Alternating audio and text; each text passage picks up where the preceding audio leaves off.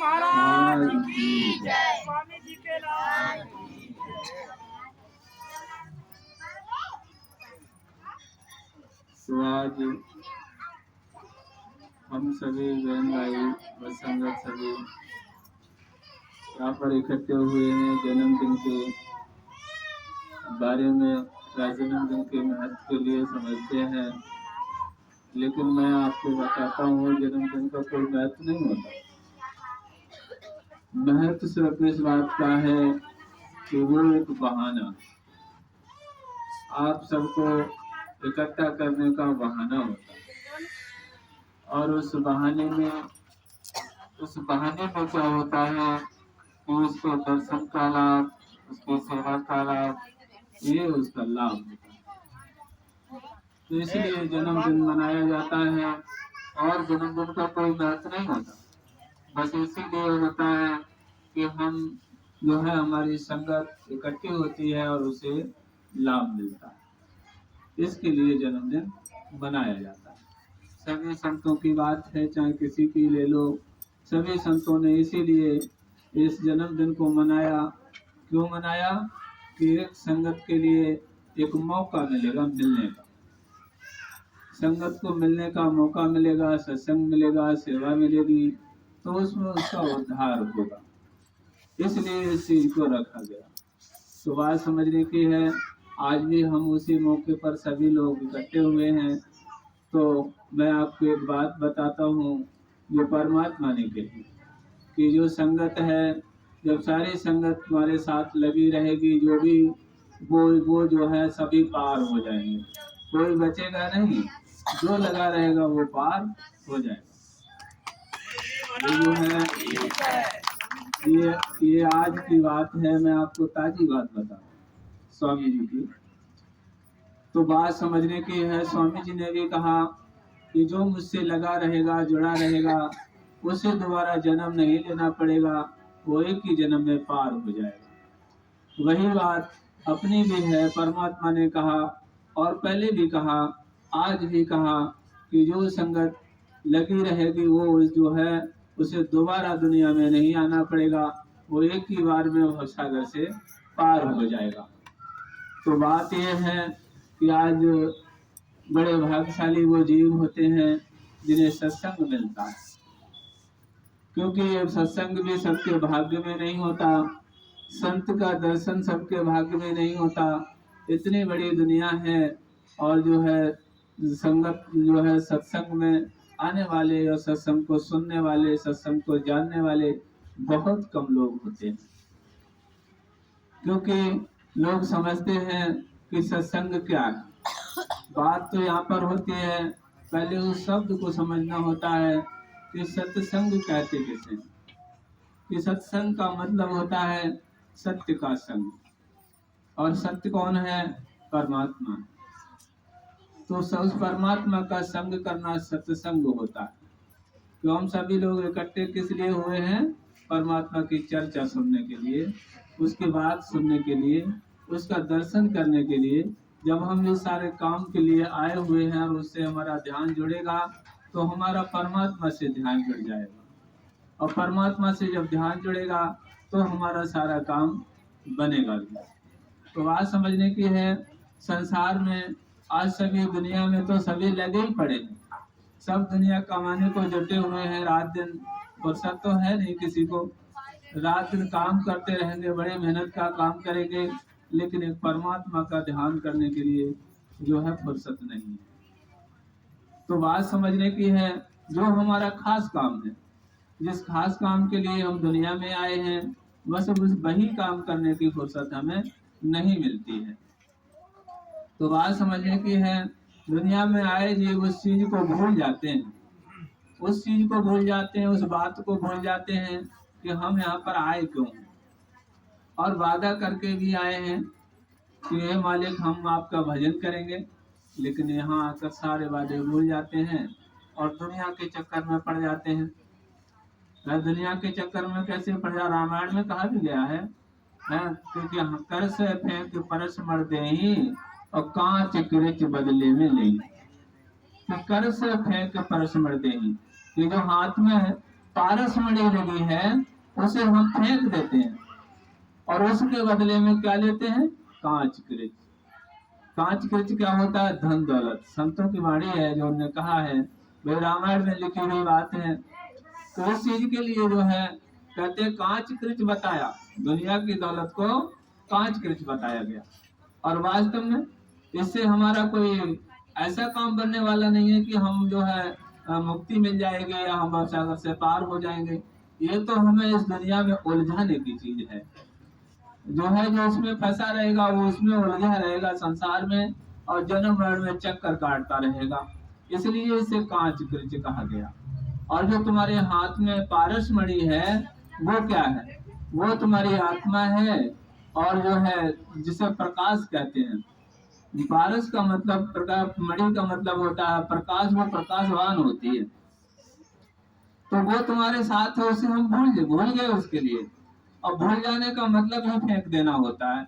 जो चीज हम भूल गए उसे भुला दिया, वो हमने समझो कि फेंक दी, वो हमारे पास है ही नहीं। इसलिए कहते हैं कि वो कांच में जो पारसमणि लगी है वो हमने फेंक दी है।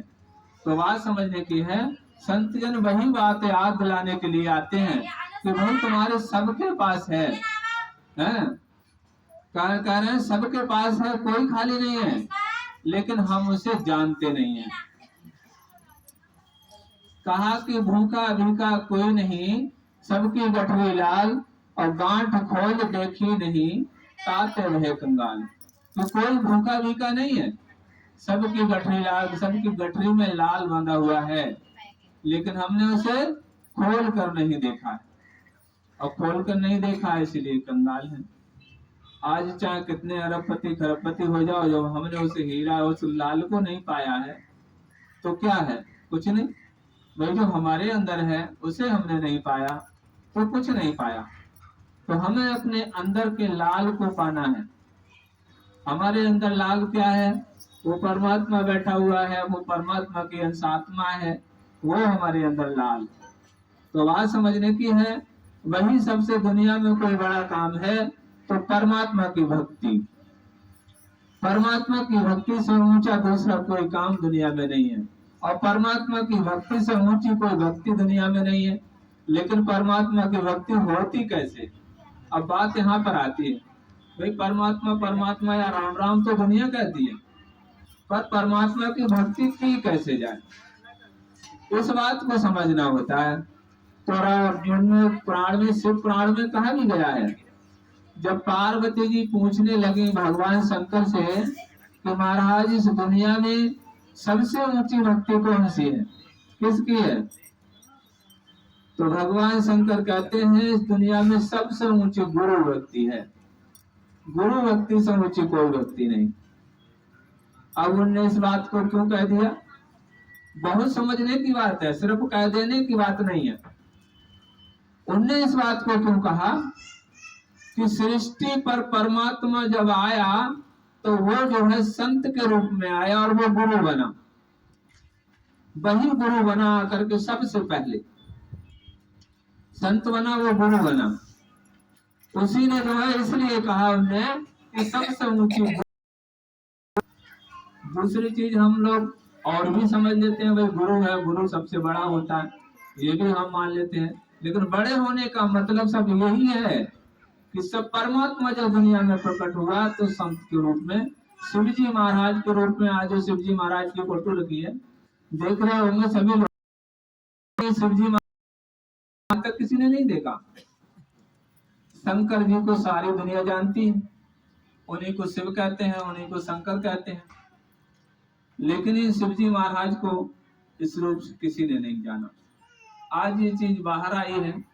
हमारे संत मत की जड़ यही शिव जी महाराज, और शिव जी महाराज ने ही इस दुनिया को, हम जीवों को पार करने की जो है, पार करने के लिए संसार में आए, और उन्हीं ने संतों को इस दुनिया में प्रकट किया।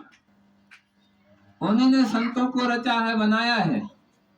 संतों की सृष्टि की रचना उन्हीं ने की। तो बात समझने की है। और उनने ऋषियों की रचना भी की।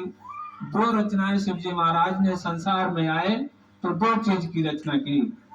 कि संतों की और ऋषियों की।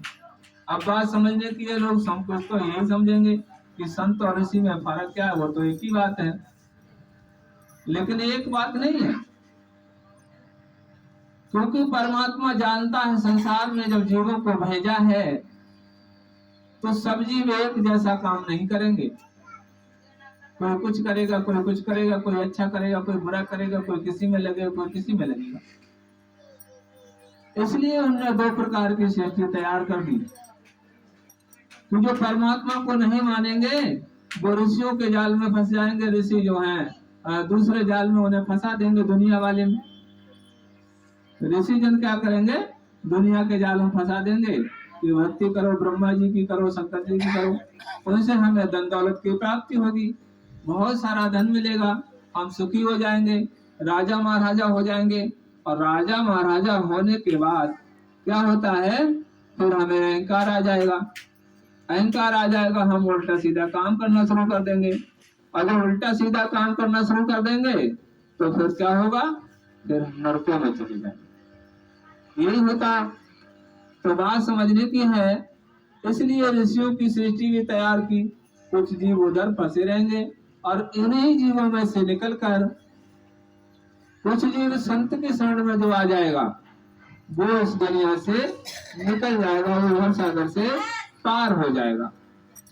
कहा कि परमात्मा जो है संतों के अंदर विराजमान रहेगा। ये शिव जी महाराज की बात बता रहा हूं। तो बात समझने की है, ये शिव जी महाराज संत मत की जड़ है। तो आज हम सब लोग जो है बैठे हुए हैं, देखिए ये संसार है कब से चला आ रहा है भाई, 1 अरब 97 करोड़ वर्ष लगभग हो गए, स्वामी जी ने बताया। अब कितना समय हो गया ऐसे बने हुए, आज तक हम लोग धक्के ही खाते रहे।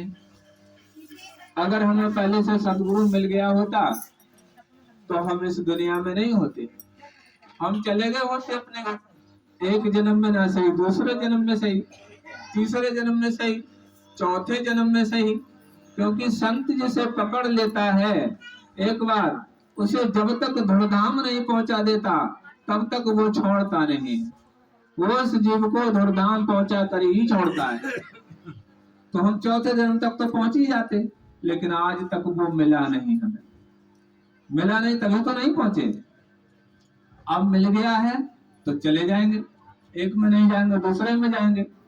भाई कुछ एक नहीं करेंगे, हम भक्ति नहीं करेंगे या कहीं भटक जाएंगे तो दूसरा जन्म लेना पड़ जाएगा, या छोड़ के भग जाएंगे, इसमें कोई फायदा नहीं है। अरे जुड़े तो नाम ले लिया लेकिन कोई फायदा नहीं हुआ, कोई लाभ नहीं हुआ। अब उनने अपना कर्म तो देखा नहीं कि हम दुनिया में कर्म क्या क्या करके आए हैं, लेकिन हमने वो देख लिया कि इसमें कोई लाभ नहीं है, चलो ये भक्ति नहीं करेंगे दूसरी करेंगे। अब वो दूसरी में भटक गए तो हमें फिर से जन्म तो लेना ही पड़ेगा। जब जन्म लेंगे वो फिर से पकड़ेगा, क्योंकि वो सतगुरु है। काल का पकड़ा छूट सकता है, लेकिन सतगुरु का पकड़ा, दयाल का पकड़ा कभी छूटता नहीं। तो बात समझने की है, क्योंकि वो परमात्मा उसके अंदर बैठा हुआ है, वो परमात्मा का काम है। वो परमात्मा इस संसार में आकर अपना काम खुद करता है। ये अपने अनुभव की बात बता रहा हूँ, किसी की कहीं सुनी नहीं, किसी किताब की नहीं। क्योंकि परमात्मा ने जब हमसे इस बात को कहा था, हमने मना किया, कम से कम 10 बार मना किया। वो इस काम को कहते रहे कि ये तुम्हें करना है। हमने कहा हम पढ़े नहीं लिखे नहीं, हम इतना पढ़े लिखे नहीं है, हम तो बहुत कम पढ़े लिखे हैं, इतना बड़ा मिशन हमारे बस का नहीं है कि हम संभाल लेंगे। फिर उन्होंने कहा, फिर भी हमने बात को टाल दिया, फिर नहीं माने, कम से कम 10 बार कहा। और फिर वो कहने लगे तुम्हें क्या करना है, तुम तो मात्र खड़े हो जाओ, काम तो मुझे करना है, मैं करूंगा, मात्र खड़े हो जाओ। फिर भी राजी नहीं हुए। उसके बाद कहने ये काम तुम्हें राजी जबरदस्ती करना पड़ेगा।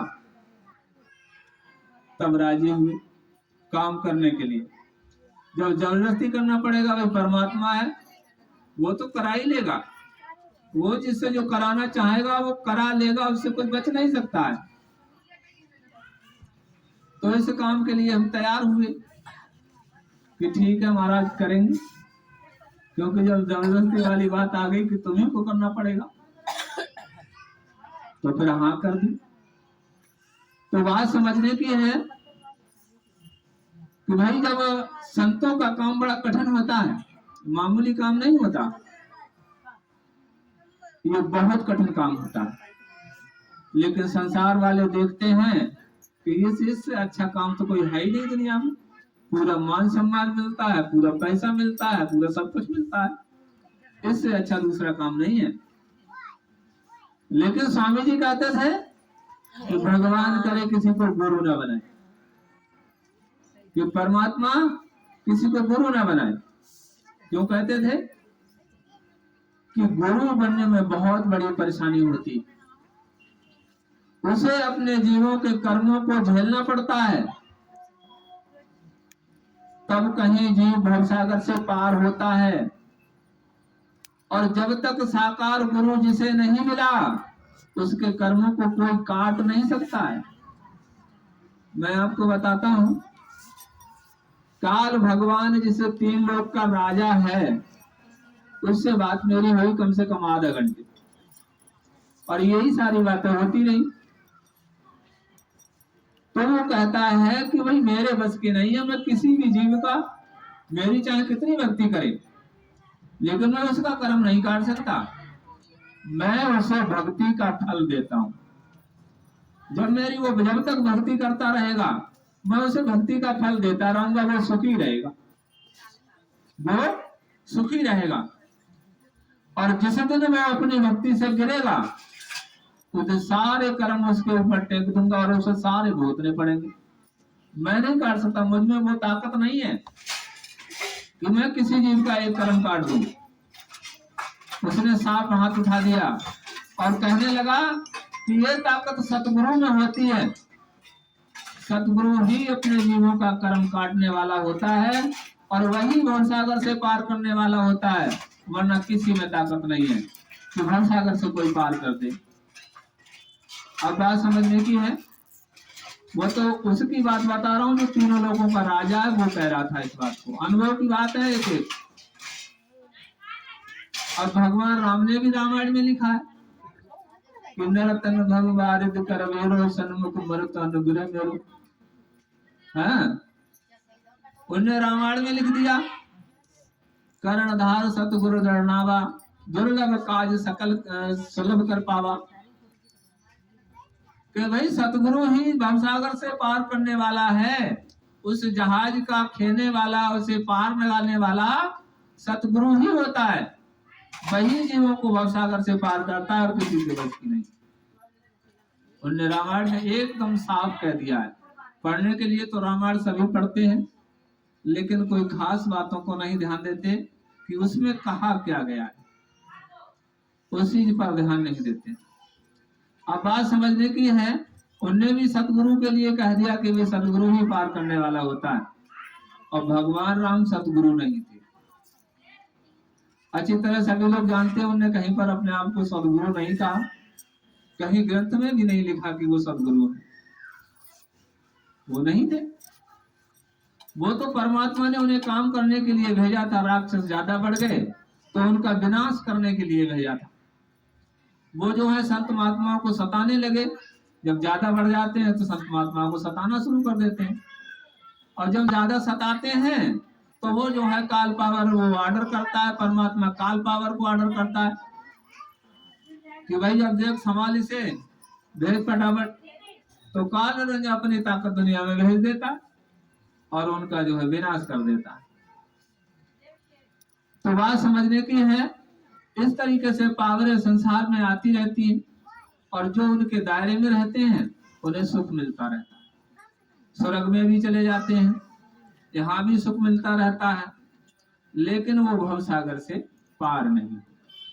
तो बात समझने की है, क्योंकि ये साफ परमात्मा का कहना है कि काल जो है पार नहीं कर सकते। त्रिलोकी ने मना कर दिया पार, तो दूसरी त्रिलोकी के अंदर कोई पावर नहीं रहेगी जो किसी जीव को भवसागर से पार कर दे। है मैं इसीलिए कह रहा हूं की है। इसलिए कह रहा हूं कि संत संसार में जब आता है तो वो हकीकत बताने के लिए आता है कि तुम संसार में करना क्या है, तुम्हारा मेन काम संसार में क्या है, आने का मेन मकसद क्या है, लक्ष्य क्या है तुम्हारा। तो ये सब बताने कि दुनिया में आए हो, कर्म क्षेत्र है, कर्म भी खाना दमाना है, नहीं तो कपड़ा पहनने के लिए चाहिए, खाने के लिए चाहिए, रहने के लिए चाहिए, ये सब भी करना है क्योंकि कर्म क्षेत्र है। इसके साथ साथ परमात्मा की भक्ति अनिवार्य है, वो जरूरी है। अगर हम उसे नहीं करेंगे तो हमारे सारे काम निष्फल रह जाएंगे। ये अरब खरब लो द्रव्य हो उदय अस्त लो राज, और बिन भक्ति भगवंत के सबई नरक के साज। अगर हमने परमात्मा की भक्ति नहीं की तो वो सब नरकों का साज है, बेकार है सब। तो बात समझने की है। मैं आपको बताता हूँ, एक शब्द आता है और वो शब्द के द्वारा बताया जाएगा।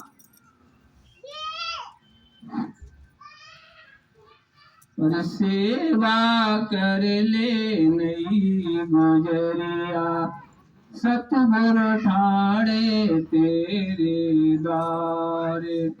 सेवा कर ले नई गुजरिया, सतगुर ठाड़े तेरे द्वार। ये सतगुरु तेरे नित नए आवे, समय पड़े जब दर्शन पावे। ये सतगुरु तेरे नित नए आवे, समय पड़े जब दर्शन पावे। आद्रमृत का भोग लगावे, कर्म मानी अब मत चूके, समय न बारंबार। सेवा कर ले नई गुजरिया, सतगुरु ठाड़े तेरे द्वार। तो बताया है गुजरिया किसे कहा, कहने के लिए तो गुजरिया कह देते हैं, पहले के जमाने में कहा जाता था गुजरी, गुजरिया। गुजरिया उसे कहा है जो अंधकार में हमारी आत्मा फंसी हुई है, उसे गुजरिया कहते हैं। वो हमारी अंधकार, और जो उसके अंदर रह रही है वो जो है हमारी आत्मा अंधकार में फंसी हुई के लिए गुजरिया कहते हैं। आज हम सभी संसारवासी अंधकार में फंसे हैं, जिसे परमात्मा नहीं मिला वो अंधकार में है। तो कहा कि सेवा कर ले नई गुजरिया, सतगुरु ठाड़े तेरे द्वार। अब सतगुरु कहाँ खड़ा है? एक तो वो सब शरीर धारण करके आता है तो संसार में है, दूसरा सतगुरु हमारा 10वां द्वार में बैठा हुआ है। 10वां द्वार ये वो यहाँ पर बैठा है, दरवाजे पे बैठा पुकार रहा है कि सेवा कर ले नई गुजरिया, सतगुरु आए ठाड़े तेरे द्वार। कि तू जो है वो जो है सतगुरु तेरे द्वार पे खड़ा है, और उसकी सेवा क्या साफ साफ बता दिया, आद्रामृत का भोग लगा दे। आद्रामृत का प्रेम की बात कही, वो जो है आदर सत्कार प्रेम की बात कही गई, वो उसका भोग लगाता है। वो प्रेम का भूखा है, उसे कुछ नहीं चाहिए, सिर्फ प्रेम की जरूरत है। और ये रामायण में भी कह दिया गया, हरि व्यापक सर्वत्र समाना, और प्रेम से प्रकट होई में जाना, कि वो परमात्मा सब जगह मौजूद है पर वो प्रेम से प्रकट होता है। हम सबके अंदर है, हर जगह व्याप्त है, लेकिन प्रेम से प्रकट होता है। तो उसका भोजन सिर्फ प्रेम है। वो हमें प्रेम चाहता है, हम दुनिया की चीज तो हम उसे क्या देंगे और हमारा है क्या? ये सब कुछ तो उसी का है कि ये दुनिया दौलत अमानत प्रभु की, और ना है किसी की, ना होगी किसी की। ये किसी की नहीं है, सब कुछ तो उसी का है। हम भी उसी के हैं, शरीर उसी का है। काल माया का शरीर एक दिन जल जाएगा, खत्म हो जाएगा। तो अपना है क्या? तो बात समझने की है, अपना या कुछ नहीं, सब कुछ तो उसी का, हम उसे देंगे क्या? तो हमारे पास सिर्फ एक प्रेम है, वो हम अगर उससे प्रेम करने वाले बन जाएंगे तो हमारा सारा काम बन जाएगा। अब बात आती है सेवा की, सेवा क्यों की जाती है? तो स्वामी जी ने इस चीज को बताया था। सेवा का मतलब होता है जब जीव भजन नहीं कर पाता है, भजन कर नहीं मिल रहा है, जुटा हुआ है दुनिया के धंधों में, वैसे तो जो है सेवा का महत्व बताया। सेवा नायक पैदा होती है। हमारा जो है सेवा देते हैं तो कहते हैं जहाँ हमारा धन जाता है वहाँ हमारा मन जाता है। आज हमने सेवा दी 10 रुपए के तो हमारा मन कहाँ जाएगा? आज हमने गुरु जी को सेवा दी है, भाई ध्यान तो हमारा उधर को गया, और उस ध्यान जाने से बहुत सारे काम बनते। सबसे पहली बात ये होता है कि हमने 10 रुपए की सेवा दी, वो हमारा 100 रुपए का फायदा करेगा, कहीं से भी करे, किधर से भी करे।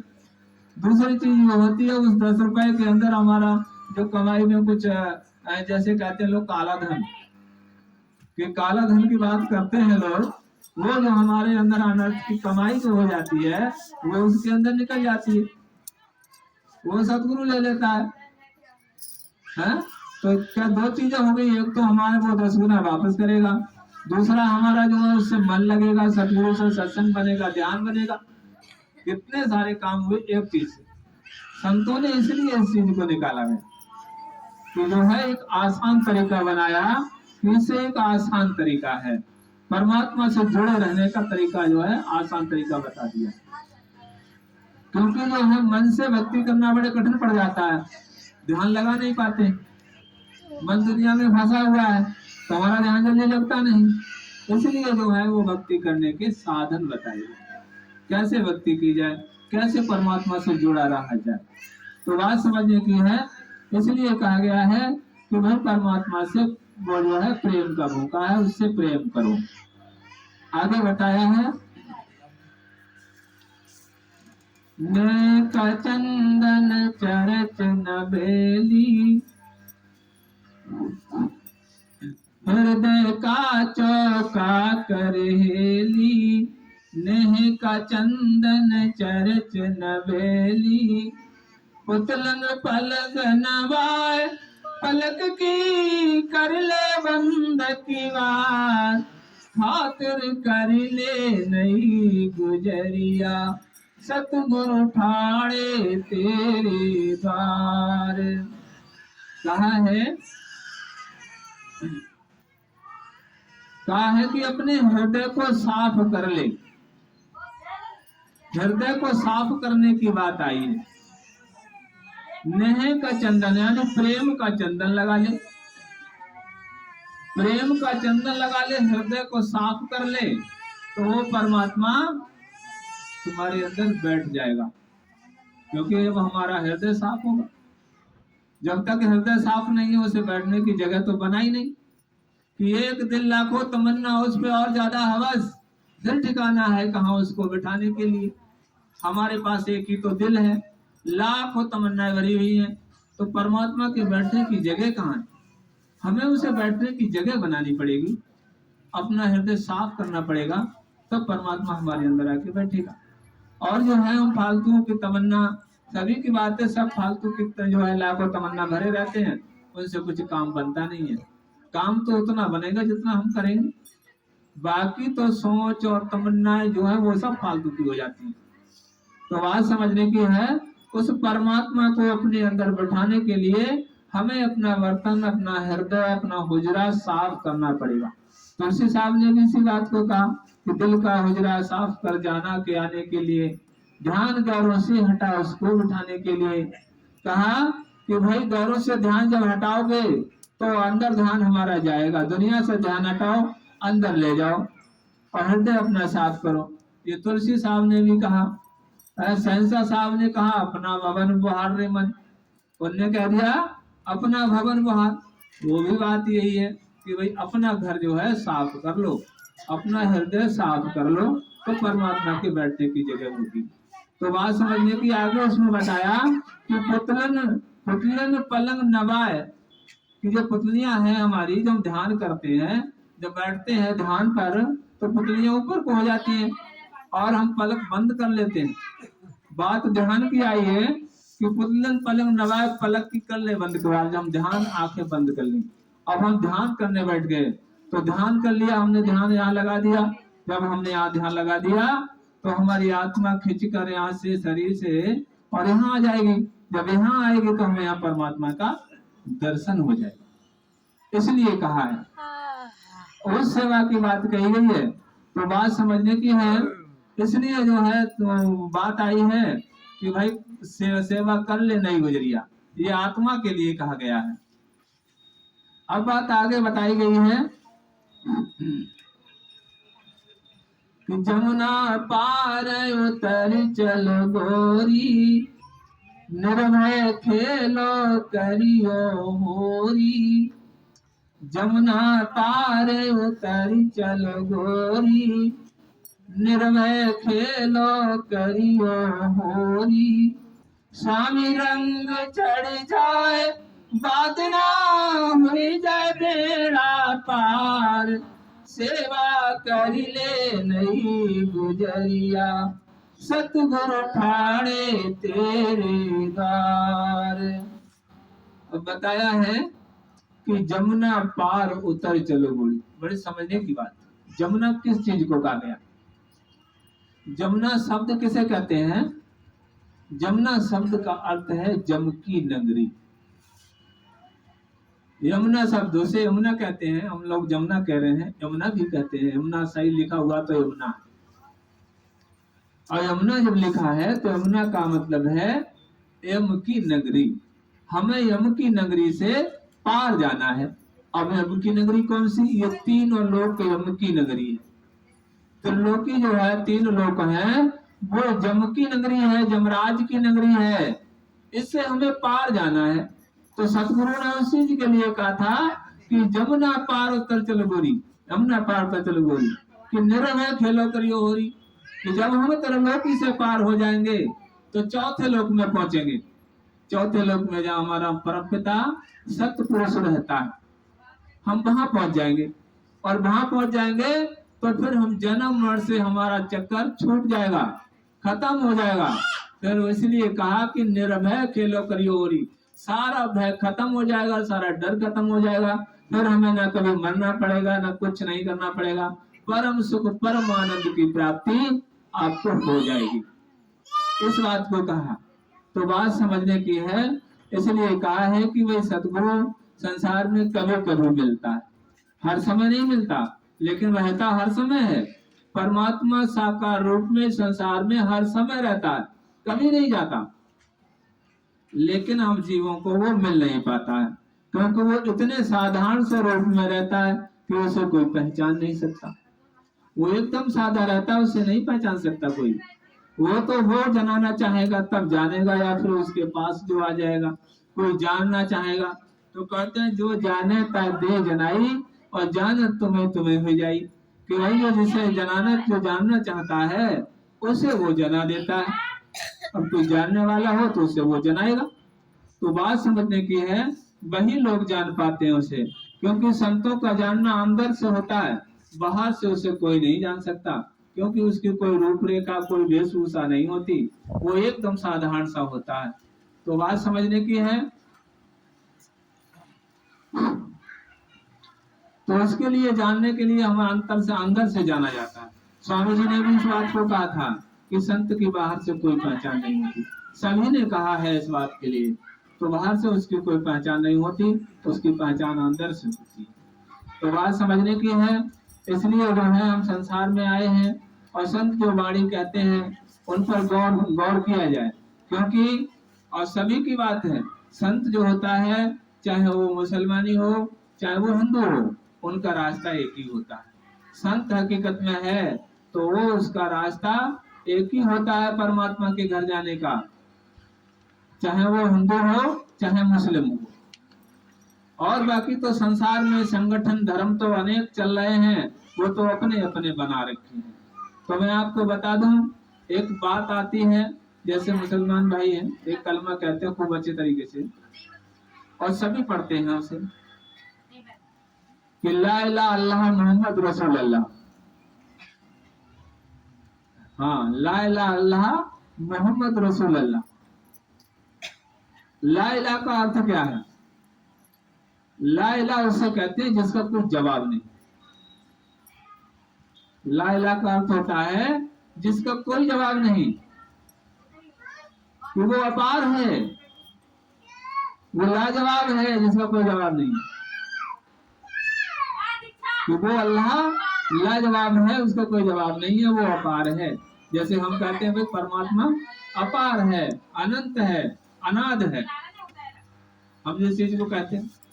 ऐसे ही वो बात है कि मोहम्मद रसूल अल्लाह। अब बात आती है मोहम्मद, वो संत थे, रसूल अल्लाह कि वही रसूल है, वही अल्लाह। बड़ा साफ कहा गया, इसमें क्या बात कही गई कि वही है। अब इस चीज को कौन मानता? भाई जो पीर पैगंबर होते हैं, आते हैं, जिन्हें कामले मुर्शिद भी कहते हैं, आजकल उन्हें समझना बड़ी मुश्किल की चीज है। वही बात आ रही है। तो हिंदू चाहे मुसलमान, परमात्मा के यहाँ से तो सब मानव आया, न कोई हिंदू था न कोई मुसलमान, वो मानव था। परमात्मा ने किसी को जाति बनाकर नहीं भेजा। तो बात समझने की है। इसी के आगे एक कलमा आता है कि बिस्मिल्लाह रहमान रहीम। अब उसे कहते हैं जो विश्व का अल्लाह, विश्व का मालिक है, सारे जहान का मालिक है, वो रहीम करता है, दया करता है। वो दयावान है। जो शरीर धर के संसार में आता है वो दयावान होता है। रहीम कहा है बिस्मिल्लाह रहमान रहीम, वो रहीम है, वो रहम करता है। तो संसार में आता है शरीर धर के, उसकी बात कही। इसी को संतों की वाणी है कि संत संसार में आता है, वो दयावान होता है, दया करता है, और परमात्मा न्याय करता है। परमात्मा न्यायकारी होता है। हमने जो कर्म किया उसे हमें भरना भुगतना पड़ेगा, वो हमें भरना पड़ेगा, वो काटेगा नहीं, वो न्यायकारी है, न्याय करता है। और अगर सतगुरु मिल जाए तो वो हमें दया कर देता है, हमारे बड़े बड़े कर्मों को छोटे से रूप में निपटवा देता है, इशारे में निपटवा देता है। और वो अगर काटे नहीं तो कोई भी जीव भवसागर से पार हो नहीं सकता। इसलिए स्वामी जी ने एक बार सत्संग में कहा भी कि संत कवि जो है उस दायरे से ऊपर उठ के भी काम करता है। और ऊपर उठ के करने वाला काम कौन सा होता है? वो हम जीवों को पार करने का। जैसे जिक्र आता है, स्वामी जी बताते थे, बड़े महाराज जी ने मना किया था जब एक जीव आ गया था नाम लेने के लिए, तो बड़े महाराज जी ने अंदर से आके मना कर दिया, इसे नाम मत देना। लेकिन महाराज जी कहने लगे, महाराज अगर मैं इसे नाम नहीं दूंगा तो इसे फिर कौन लेगा? कैसे इसका उद्धार होगा? जब मैं ही नहीं दूंगा तो और कौन इसे मतलब शरण में लेगा? उनने इस बात को कह दिया, तो उनने नाम दे दिया। नहीं, बड़े महाराज जी ने कहा मत देना, लेकिन स्वामी जी ने उसे नाम दे दिया। अब देखिए, यानी अपने गुरु की बात को कहा कि फिर इसका कौन होगा? दयालु है। अब उस पर इतने हाई फाई कर्म थे कि वो 7 जन्म तपते तबे पे तपना पड़ता उसे, उस जीव को, उसके कर्मों को लिया। तो स्वामी जी जब पहुंचे, वहां से चल के अपने रहते थे, अपने स्थान पे पहुंचे, महाराज जी को इतना तेज बुखार आया, 3 दिन 4 पाई से नहीं उठे। स्वामी जी बताते थे, स्वामी जी का सत्संग है कि 3 दिन 4 पाई से नहीं उठे। उस कर्म को झेला, इतना तेज बुखार स्वामी जी को रहा। तो माता जी पूछने लगी, महाराज ऐसा क्या हो गया? तो उन्होंने बताया कि भाई एक जीव था, उसको बहुत तगड़े कर्म थे उसके, तो मैंने उससे नाम दे दिया, और नाम दे दिया तो उसके कर्मों को मुझे भुगतना पड़ा। अब बात समझने की, कहते तो है लोग कि भाई हमें भुगतना तो सब है, लेकिन वो कैसे भुगतवा देता है। अब उसके कितने बड़े कर्मों को जो है स्वामी जी ने लेके उसको निपटा दिया, नाम दे दिया। भाई अब छोटे मोटे रहेंगे वो धीरे धीरे भुगत देगा अपने, लेकिन उन्होंने हाई फाई को तो हटा दिया। तो सदगुरु हम पर इस तरीके से दया करता है, और दया करके हमें भवसागर से पार कर देता है। ये सतगुरु का काम होता है। हमारे कर्मों को बिना देहधारी कोई नहीं काट सकता, वो देहधारी ही काटता। तो हमने इस शरीर से पातक किया है, कहते हैं जा काया से पातक होई और बिन भोगे छूटे न कोई, कि हमने शरीर से पातक किया है तो उसे बिना भोगे कोई छूट नहीं सकता। इसलिए सदगुरु जब शरीर में होता है तो उन कर्मों को वो सतगुरु को भुगतना पड़ता है। वो उसे जो है हल्का कर देता है, कुछ वो ले लेता है, कुछ उससे भुगतवा लेता है। तब जीव का छुटकारा होता है उन कर्मों से, तब वो भवसागर से पार होता है। तो बात समझने की है। मैं आपको एक शब्द सुनाऊंगा।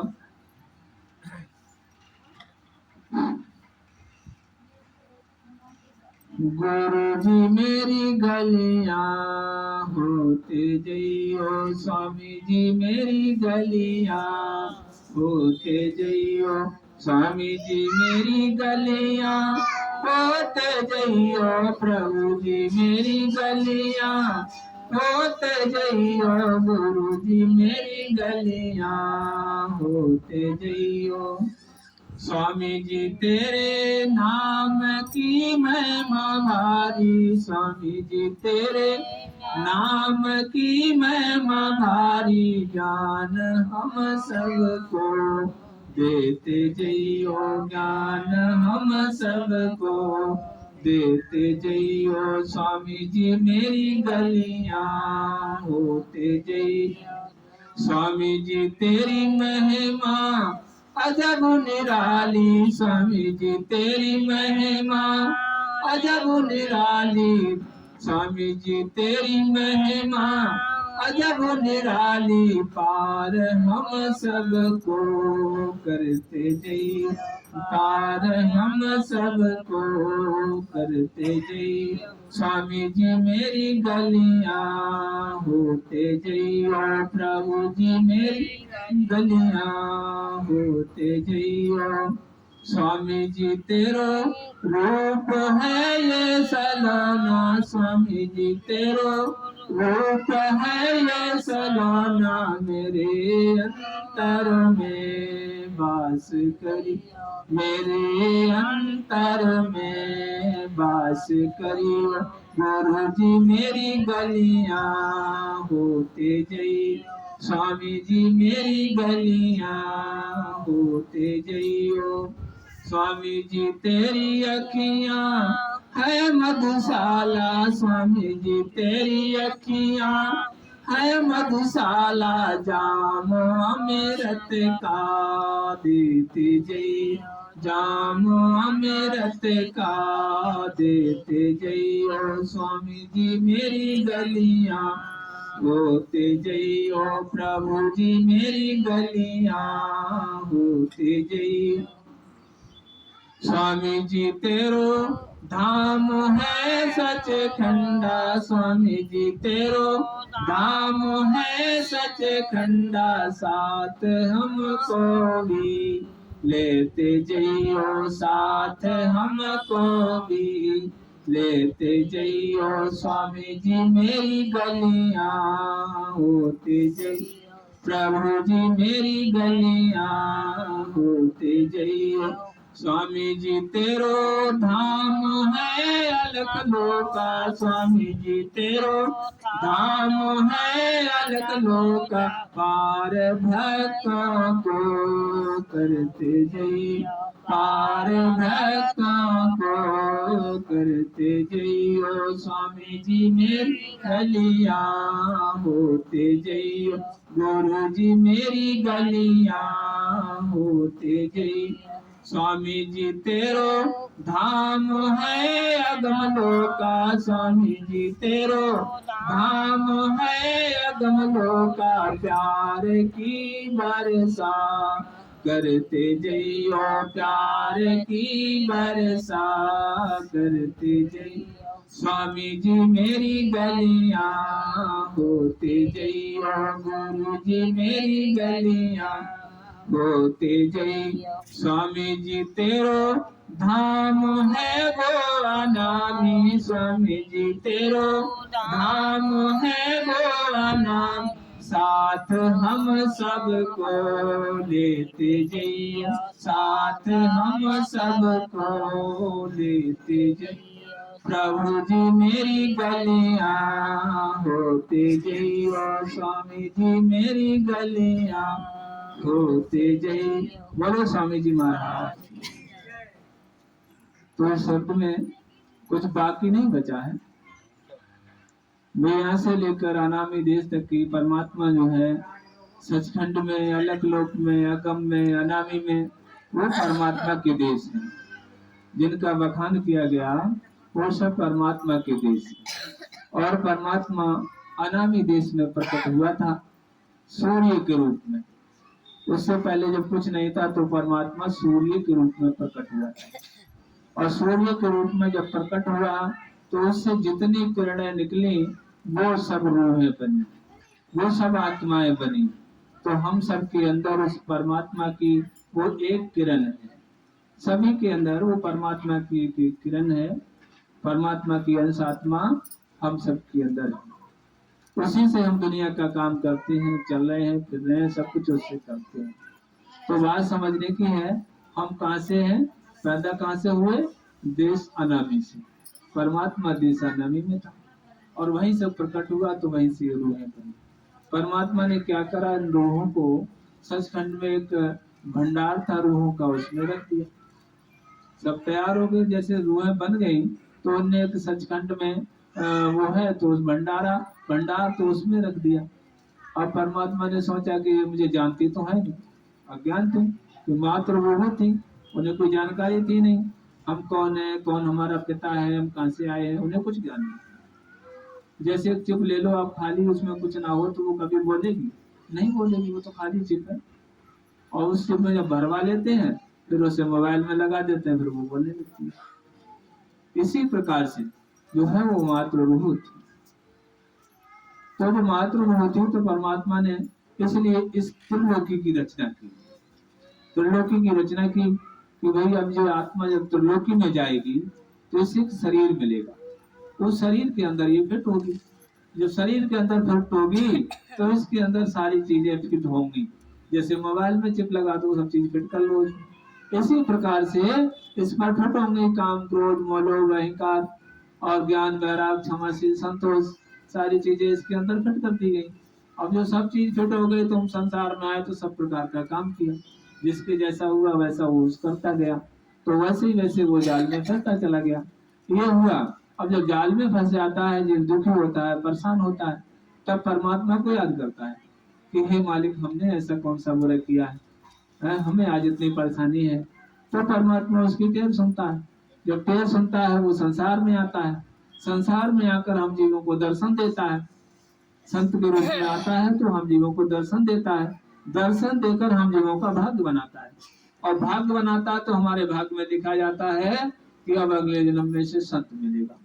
फिर क्या हुआ, हम जीवों का जिनका भाग्य बना उन्हें वो संत मिला, उन्हें वो संत मिला और संत से जुड़कर उन जीवों का भवसागर से बेड़ा पार हुआ।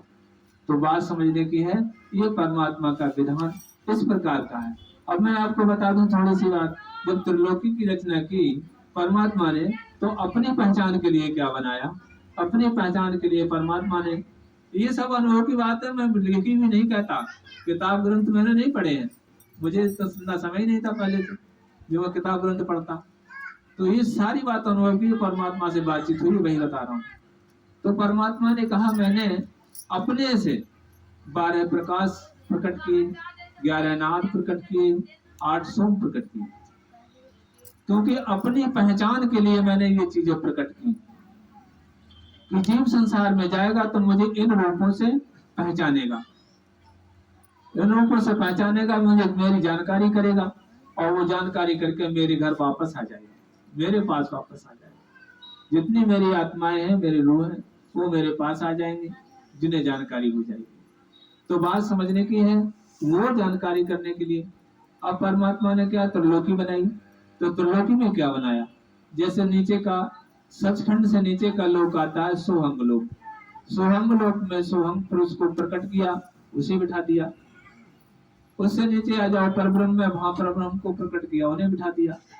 उससे आ जाओ स्वर्ग में, जिसे हम लोग कहते हैं, वहां निरंजन को बैठा दिया, काल निरंजन, फिर उन्हें दुनिया में भेज दिया, जाओ तुम्हें दुनिया बनानी है, ये खेल उसने डाल दिया। अब यहाँ पर आकर के काल निरंजन ने अपना खेल डाल दिया, उनने सृष्टि रचाई, उनने अपने बेटों को अधिकार दे दिया, ब्रह्मा को, विष्णु को, शंकर को, कि तुम जाओ सृष्टि की रचना अब तुम करो, उनने उन्हें अधिकार दे दिया। अब उनने क्या करा, उनने पूरा एक रचना पूरी बना के तैयार कर दी। कहीं जमराज ने वही, कोई भी काम चलाने के लिए सारा डिपार्ट पूरा तैयार करना पड़ता है सभी के लिए, और संसार में भी उसी तरीके से डिपार्ट होता है, वैसे ही करके वहां पर भी इसे चलाने के लिए उसका डिपार्ट बना हुआ है। तो ये दुनिया इस तरीके से जो है काल के दायरे में, काल के लिए परमात्मा ने सौंप दिया, तो वो इसे चलाता है।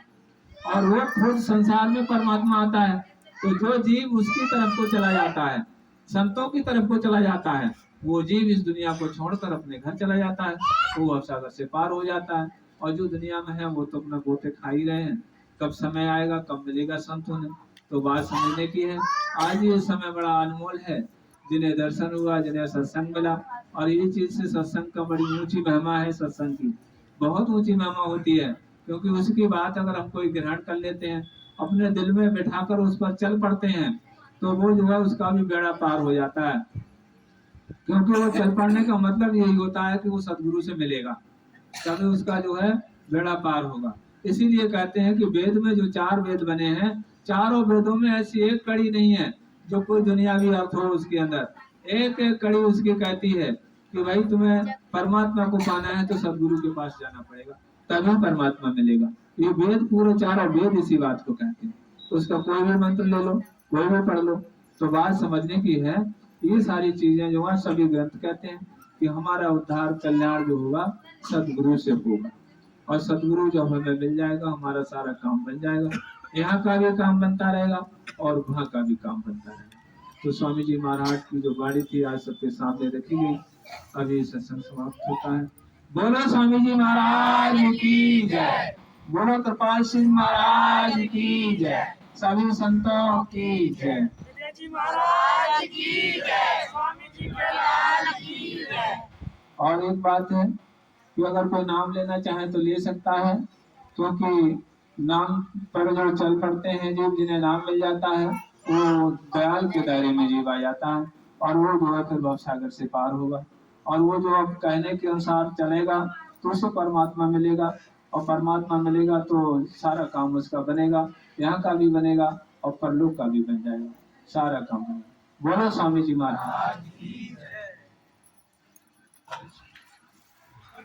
तेरे चरणों में मेरे पिता, मुझे है सागर विश्वास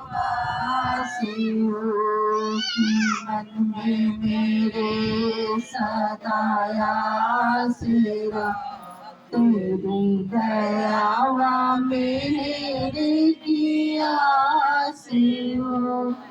चढ़े आए कभी जो दुख की घटा, या पाप धर्म की हो, ये तपन चढ़े आए कभी जो दुख की घटा, या पाप धर्म की हो, ये तपन तेरा नाम रहे मेरे चित बसा, तेरा नाम रहे मेरे चित बसा, तेरी दया मेरी की आस हो, तेरे चरणों में मेरे पिता, मुझे ऐसा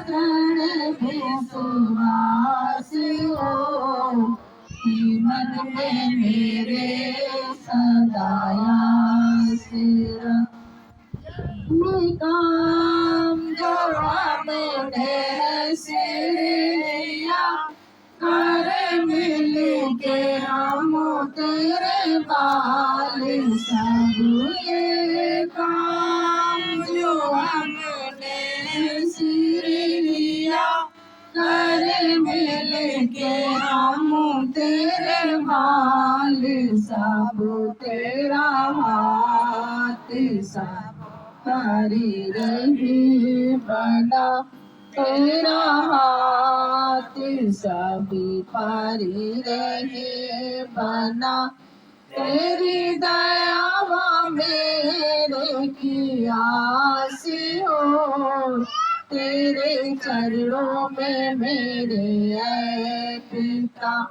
मुझे ऐसा दृढ़ विश्वास हो की मन में मेरे सदा हासिर। बोलो स्वामी जी महाराज की जय, बोलो संत कृपाल सिंह महाराज की जय, विदय महाराज की जय, स्वामी जी के लाल की जय, सभी संतों की जय।